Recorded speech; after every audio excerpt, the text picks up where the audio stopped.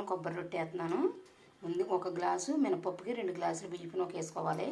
జీలకర్ర ఉప్పు వేసుకుని 1 గంట సేపు నానబెట్టేసుకోవాలి.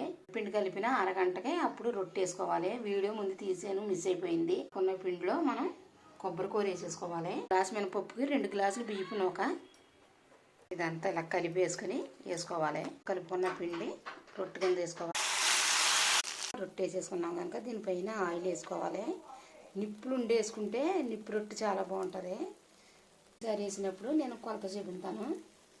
లేవు కనుక ఇలాగ ఒక ప్లేట్ మూత చేసుకుందాం. సిమ్లో పెట్టుకోవాలి. కాకపోతే మనకి రొట్టు రెడీ అయిపోయింది. ఇప్పుడు స్టవ్ ఆపేద్దాం.